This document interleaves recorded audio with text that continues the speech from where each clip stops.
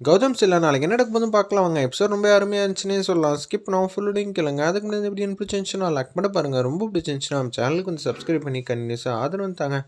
நம்ம கௌதம் வந்து யோசிச்சிட்டே இருக்காங்க. என்ன இந்திரா எங்கே கூட்டிகிட்டு வந்திருக்க?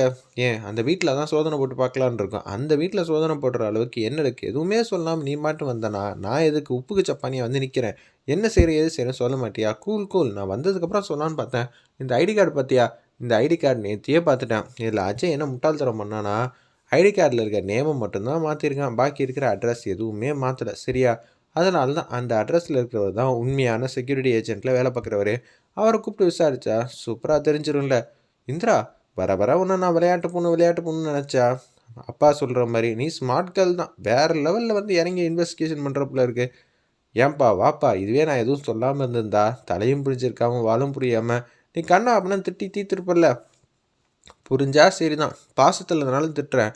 இருந்தாலும் திட்டு தானே, என்னென்னலாம் திட்டுவேன்னு என் காதுக்கு தானே தெரியுங்கிற மாதிரி காமெடி பண்ணிட்டு அப்படியே அந்த வீட்டுக்குள்ளே வந்து போகிறாங்க. யார் நீங்கள் என்ன ஏது அப்படின்னு சொல்லும்போது, நீங்கள் தானே அன்றைக்கி செக்யூரிட்டியாக எங்கள் வீட்டுக்கு வர வேண்டியது, ஏன் வரல அப்படின்னு சொல்லி கேட்கும்போது, இல்லைம்மா அன்றைக்கி நான் கொஞ்சம் நிதானம் இல்லாமல் ஆகிட்டேம்மா. நிதானம் இல்லாமல் ஆனோன்னா அப்படியே மயங்கி அப்படியே தூங்கிட்டேன். தூங்கிட்டீங்களா?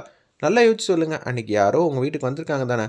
ஆமாம்மா, யாரோ வந்திருக்காங்க. மூஞ்சில் வந்து கர்ச்சிப் வந்து போட்டாங்க. அதுக்கப்புறம் என்ன நடந்துச்சுன்னு சுத்தமாக தெரியல அப்படின்னு பேசுகிறாங்க. உங்களோட ஐடி கார்டு எங்க? அதுவும் தாம்மா காணும் அப்படின்னு சொல்லிடுறாங்க அந்த இடத்துல. நீங்கள் அன்றைக்கி கொண்டு வரதாக இருந்துச்சுல பைய, அந்த பைய என்ன ஏது எல்லா டீட்டெயிலும் எங்களுக்கு வேணுங்கிற மாதிரி அந்த இடத்துல வந்து இந்திரா வந்து கேட்குறாங்க. அதெல்லாம் நான் தந்துடுறேம்மா, எந்த பிரச்சனையும் இல்லை. தயவு செஞ்சு என் வேலை பொழப்பெல்லாம் வந்து கெடுத்துடாதீங்க. இதை மட்டும் வந்து ஏஜென்சிக்கு தெரிஞ்சிச்சுன்னா அவ்வளோதாம்மா, எனக்கு ஒரு 15,000 20,000 வரக்கூடிய சம்பளமும் வந்து இல்லாமல் போயிடும். தயவு செஞ்சுமா அப்படின்னு சொல்லி கெஞ்சுறாங்க. புள்ள குட்டிக்காரம்மா அப்படின்னு சொல்லிட்டு இருக்கப்ப அதெல்லாம் எதுவும் சொல்கிறதுக்கு நாங்கள் விரும்பலை. நீங்கள் இப்போதைக்கு அந்த பையன் மட்டும் எடுத்துகிட்டு வாங்கன்னு சொல்லும்போது ஜேபி வீட்டில் வந்து வெயிட் பண்ணிகிட்டு இருக்காங்க நம்ம ராகினி அந்த இடத்துல. ஜேபி வந்துடுறாங்க. என்ன ராகினி, ரொம்ப சந்தோஷமாக இருக்கே போல இருக்கே. சந்தோஷமா? அந்த குடும்பம் நிம்மதி இல்லாமல் இருந்தால் தான் சந்தோஷம். கொஞ்சம் கேப் கிடச்சிச்சின்னா இந்திரா, காவியா எல்லோரும் நிம்மதியாக சந்தோஷமாக இருந்துருவாங்க. அதெல்லாம் எனக்கு சுத்தமாக எனக்கு பிடிக்காது. அதுக்கு முன்னாடி நான் ஏதாவது அந்த குடும்பத்தை வந்து பழித்திக்கணும் தான் நான் வந்து போராடிட்டு இருக்கேன். உன்னோட உள்ளத்தை பார்த்து எனக்கு ரொம்ப உயர்வாக இருக்குது. ஒரு அடி 2 அடி கொடுத்தாலாம் பத்தாது, அந்த குடும்பத்தையே தீக்கிற வரைக்கும் நம்ம அங்கே வந்து இருக்கணும் அப்படின்னு சொல்லி முடிவெடுத்துருக்கல. உன் லட்சியம் நிறைவேற வரைக்கும் நீ ஓடிக்கிட்டே இருப்பல்ல. கண்டிப்பாக என் லட்சியம் நிறைவேற வரைக்கும் நான் ஓடிக்கிட்டே இருப்பேன். ஜேபி வந்து கேட்குறாங்க, அதான் உன் மாமாவை தான் அக்கா புருஷனை இது மாதிரி பண்ணியிருக்கோமே. சேச்சே, அதெல்லாம் எனக்கு பிடிக்காதுங்க. எனக்கு அடுத்த கட்டத்துக்கு ரொம்ப சுவாரஸ்யமாக போய் யாராவது ஒருத்தரையாவது அமுச்சு வைக்கணும். யாரையுமே அமுச்சு வைக்காமல் இருக்கிறது நம்ம கூட்டணிக்கு ரொம்ப வந்து அவசியம் இல்லாத ஒரு தோல்வியாக இருக்கும் போல இருக்குன்னு சொல்லி ராகினி வந்து பேசுகிறாங்க. இன்னொன்று, அஜய் வந்து அடிக்கடி உங்கள்கிட்ட வந்து பேசியிருப்பான் அவன் செல்ஃபோனில். அவன் மாட்டினா அவன் செல்ஃபோனு தான் மாட்டோம். அந்த செல்ஃபோன் மூலிமா மாட்டியிருந்தா நீங்கள் என்ன பண்ணுவீங்க?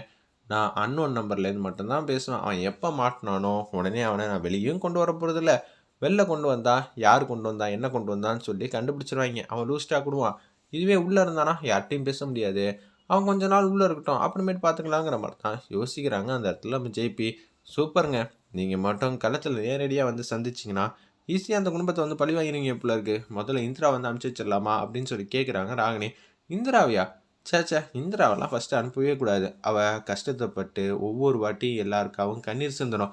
அது வரைக்கும் அவளை வெயிட் பண்ணணும். இந்திராவுக்கு மிகப்பெரிய அடினா கௌதம் தான். கௌதம் அம்சிக்கும் போராடணும். கடைசியில் ஜஸ்ட் மிஸ் இந்திரா வந்து சேவ் பண்ணிட்டா.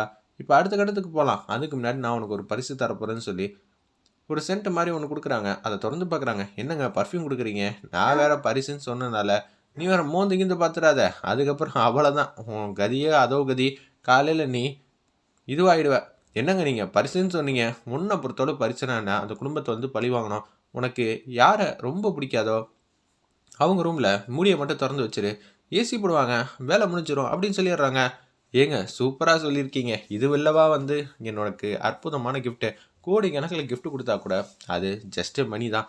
ஆனால் இது வேல்யூ ஃபார் மணிங்கிற மாதிரி என்னென்னமோ பேசிக்கிட்டு இருக்காங்க அந்த இடத்துல நம்ம ராகினி. கேவலமாக இருந்துச்சுன்னே சொல்லலாம். செக்யூரிட்டி கிட்டேருந்து பையன் வாங்கிடுறாங்க நம்ம இந்திரா. அங்கேருந்து எல்லாத்தையும் வந்து தரையில் கொட்டுறப்ப ஒரு டைரி கிடைக்குது. அம்மா, இது என் பையனோட டைரியுமா, ஆல்பமா, நான் அவன் ஃபோட்டோலாம் பார்த்துக்கிட்டே இருப்பேன் அப்படின்னு சொல்லி பேசிகிட்டு இருக்காங்க அந்த இடத்துல செக்யூரிட்டி. அப்படிங்களா, சரி சந்தோஷம்தான் அப்படின்னு சொல்கிறாங்க. ஒரு பக்கம் வந்து உச்சகட்ட கோவத்தில் வந்து எல்லாத்தையும் தேடிக்கிட்டு இருக்காங்க. என்ன கௌதம், எதுவுமே ஆதாரம் கிடைக்க மாட்டேங்குதுன்னு சொல்லும்போது ப்ளூடூத்தில் ஒன்று மட்டும் இருக்குது அந்த இடத்துல. இது என்ன ப்ளூடூத்தா? ஆமாம்மா, செக்யூரிட்டி ஏஜென்சிலேருந்து கொடுத்துருக்காங்க. இதை நான் மட்டும் எடுத்துக்கினேன், அப்புறமேட்டு தரேன், இந்த கேஸ் முடிஞ்சோன்னா. சரிம்மா எடுத்துக்குமா அப்படின்னு சொல்லிட்டு அப்படி வெளில வந்துடுறாங்க. கௌதம் வந்து பேசுகிறாங்க, நிச்சயம் இதுக்கு பின்னாடி ஏதோ ஒரு க்ளூ இருக்குது, அதை நம்ம தெரிஞ்சு விடுறோமா தெரியாமல் விடுறோமான்னு எனக்கு சுத்தமாக அந்த ஐடியா இல்லை அப்படின்னு சொல்லிடுறாங்க. அந்த இடத்துல நம்ம கௌதம் பார்த்துக்கலாம் வீட்டுக்கு போகலான்னு சொல்லி வீட்டுக்கு வந்து போகிறாங்க. யார் ரூமில் வைக்கலாம்னு சொல்லி தீவிரமாக வந்து யோசிச்சுட்டு இருக்காங்க. ஃபஸ்ட்டு எடுத்தோன்னு வந்து சுபா ரூம்லேயே வச்சிடலாம். சுபா தான் எனக்கு ஆரம்பத்துலேருந்து இப்போ வரைக்கும் குடைச்சல் கொடுத்துக்கிட்டு இருக்கா. இந்திரா காவியாவுக்கு பதிலாக நம்ம சுபா ரூமில் வச்சிட்டோன்னா ஈஸியாக வந்து கதை கந்தல் ஆகிடும்ல அப்படின்னு யோசிச்சுட்டு இருக்கப்ப ஏமா வந்து ஆப்போசிட்டில் வந்து ஃபோன் வந்து பேசிகிட்டு இருக்காங்க. என் கூட இருந்துக்கிட்டு என்னையே வந்து துஷ்ட சித்தின்னு தானே சொல்கிற, முதல்ல நான் ஓ ரூமில் வைக்கிறேன்டி, நான் யார் என்ன எதுன்னு உனக்கு தெரிய போகுதுன்னு சொல்லிட்டு உள்ளே போகிறாங்க. ஹேமா ரூமில் வச்சுட்டு கட்டில் கடியில் மூடியை திறந்து விட்டுட்டு வெளில வரப்ப கதிர் வந்து சவுண்டு கொடுத்துட்றாங்க. என்னது இவங்க ரூம்குள்ளே வந்து போகிறாங்களே அப்படின்னு சொல்லி ஹேமா வந்து பார்த்துட்றாங்க. அந்த இடத்துல முதல்ல கதிர் நான் ஓ ரூமில் வைக்கணும்டா, இதை முதல்ல தெரியாமல் வச்சுட்டு வந்துடலான்னு பார்த்தா என்னது இப்படி ஆயிடுச்சேங்கிற மாதிரி யோசிக்கிறாங்க. அந்த இடத்துல நம்ம ஒரு பக்கம் வந்து உச்சக்கட்ட கோவத்தில் வந்து இருக்காங்க. ஏதாவது ஒன்று பண்ணுவியே ஆகணும்னு சொல்லிட்டு ராகினி வந்து திங்க் பண்ணுற மாதிரி காட்டுறாங்க. ஹேமா வேற பார்த்துட்டா, சேச்சா ஹேமாக்கெலாம் அவ்வளோ அறிவெல்லாம் இல்லை, கட்டில் கடியில் குனிஞ்சு பார்க்குற அளவுக்கு அவளுக்கு என்ன தெரியவா போகுதுங்கிற மாதிரி திங்க் பண்ணுறாங்க. அந்த இடத்துல நம்ம ராகினி கௌதம் வந்து உச்சக்கட்ட கோவத்தில் வந்து இருக்காங்க.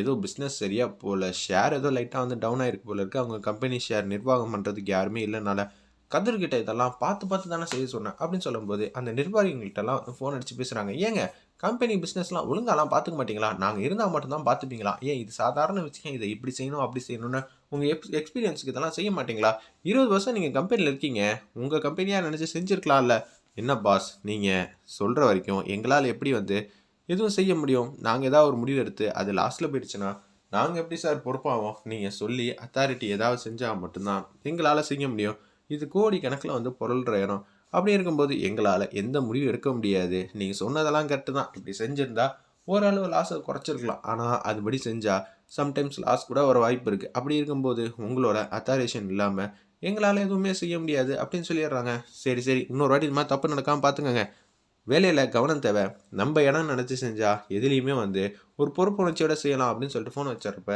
கௌதம் என்ன ஆச்சு, ஏன் இவ்வளோ பாட்டமாக இருக்கேன், எனக்கு ஒன்றுமே புரியலையே அப்படின்னு சொல்லி பேச்ச ஆரம்பிக்கும்போது என்ன இந்திரா கம்பெனியில் வந்து ரெஸ்பான்சிபிலிட்டியாக இருக்கிறவங்களே வேலை சரியாக பார்க்க மாட்டேங்கிறாங்க, எவ்வளோ கஷ்டப்பட்டு நம்ம ஷேர்லாம் ஒரு ரூபாயா ஏற்றி இப்போ 100 கணக்கில் வச்சுருக்கத திருப்பி வந்து 50 ரூபாய்க்கு கொண்டு வந்தா கடுப்பாகுமோ வராதா, என்ன நடக்குது நீங்கள் ஒன்றுமே புரியல அப்படின்னு சொல்லும்போது கௌதம் நான் உனக்கு ஒன்று சொல்லித்தரேன்னு சொல்லி உட்கார வைக்கிறாங்க. கையை வந்து ஒவ்வொரு விரலாக பிடிச்சி இழுக்கிறாங்க. அந்த இடத்துல கையை ரெஸ்ட்டெல்லாம் வந்து ஆட்டி விட்றாங்க. அந்த இடத்துல இந்திரா என்ன பண்ணுற, நீ வேறு மாதிரி மூட்டில் இருக்கிற மாதிரி தானே இது, ஆமாம் அப்படியே ஏதாவது சொல்லிட்டாலும் என்ன பண்ணிகிட்டு இருக்கேன்னு சொல்லும்போது அப்படியே வந்து தலையெல்லாம் பிடிச்சி வந்து என்னமோ பண்ணுறாங்க மசாஜ் மாதிரி பண்ணோன்னா அவங்க மாட்டுக்கு வந்து தூங்க ஆரம்பிச்சிட்டாங்க. இப்போ எப்படி இருக்க, ஃபீல் பெட்டர் தானே, ஆமாம்